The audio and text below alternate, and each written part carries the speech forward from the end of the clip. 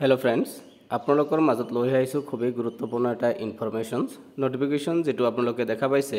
written test conduct committee Bodoland university Kokrajhar BTR Azam তো বড়োলেণ্ডৰ পৰা এটা নোটিফিকেশন জাৰি হৈছে ইয়াত দেখা পাইছে 10th May 2025 যোৱাকালি এই নোটিফিকেশনটো আহিছে আৰু আপোনালোকক আগৰ এটা নোটিফিকেশনত আপোনালোকক জনাইছিলো যে বিটিআৰৰ যেটো ভিসিডিসি সেক্ৰেটাৰিয়েট পোষ্ট মোৰ দেন 500 পোষ্ট ওলাইছিল এটো এপ্লিকেশন প্ৰসেস কেতিয়া হৈছিল এটো আপোনালোকক জনাইছো আপোনালোকে নিশ্চয় এপ্লিকেশনটো সাবমিট কৰিছে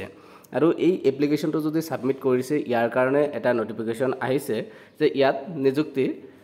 কাৰণে ৰিটেন এক্সামিনেশন কেতিয়া হ'ব এই গটিখিনি তথ্য ইয়াত আহিছে ইয়াত আপোনালোকে দেখা পাইছে এডভাৰটাইজমেন্ট নাম্বাৰটো ইয়াত দিয়া আছে 25 central selection board BDC 18 2025 24 dated 5th April 2025 the Bodoland University has been assigned to conduct a written examination of VCDC secretary accordingly the Bodoland University will hold the written examination of VCDC secretary on 25th May 2025 that PTR or যেটো VCDC secretary post ওলাইছিল application already submit কৰিছে আপোনালোকে ইয়াৰ written examination to 25th May 2025 ত অনুষ্ঠিত হ'বলৈ গৈ আছে across the Bodoland territorial region only ইয়াত apply কৰিব পাৰিছিল বড়োলেণ্ডৰ যিখিনি ক্যান্ডিডেট আছিল এই ক্যান্ডিডেট বিলাকে ইয়াত নেক্সট দিছে therefore the candidates who have applied for written examination are hereby directed to download the admit card by visiting Bodoland University website or CSB Central Selection Board website from 13th of May 2025 to 20th of May 2025 ওহা 13 মে তাৰিখৰ পৰা 20 তাৰিখ লৈকে আপোনালোকৰ admit card ডাউনলোডৰ option দিছে code Bodoland university visit কৰি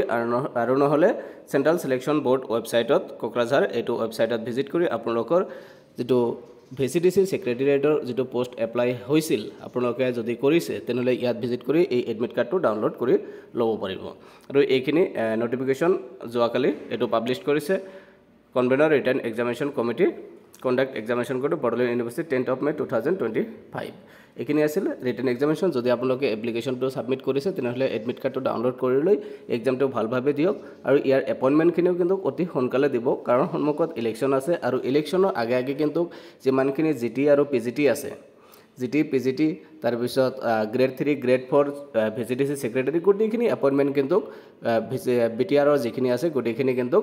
মুকলি কৰিব আৰু জিটি আৰু পিজিটি যেটো এপয়েন্টমেন্ট এটো মে মাহৰ ভিতৰতে ডিক্লেয়াৰ হোৱাৰ পূৰ্ণ সম্ভাৱনা আছে আপোনালোকে নিশ্চয় জানে যে already 9th of May 2025 to verification complete হৈছে মই আগৰ এটা ভিডিওত আপোনালোকক জনাইছিলো যে বিটিআৰৰ যেটো জিটিপিজিটি ৰিকুৱাৰমেন্ট প্ৰসেস এই ৰিকুৱাৰমেন্ট প্ৰসেসত কিন্তু আপোনালোকৰ হায়াৰ অথৰিটিয়ে কৈছে ভেৰিফিকেশন লাষ্ট ডেটৰ পৰা হাইলি 7 ডেজৰ পৰা 10 ডেজ আমি সময় লম আৰু মই টেন্টেটিভ এটা দিছিলো 15th of May পৰা 20th of May ইয়াৰ ভিতৰত ৰিজাল্টটো ডিক্লেয়াৰ হোৱাৰ পূৰ্ণ সম্ভাৱনা আছে সো এইখিনি আছিল আপোনালোকৰ কাৰণে ইনফৰমেশন যদি ভাল লাগিছে চেনেলটো সাবস্ক্ৰাইব কৰিব আৰু বন্ধু বান্ধৱৰ লগত শেয়াৰ কৰিব ধন্যবাদ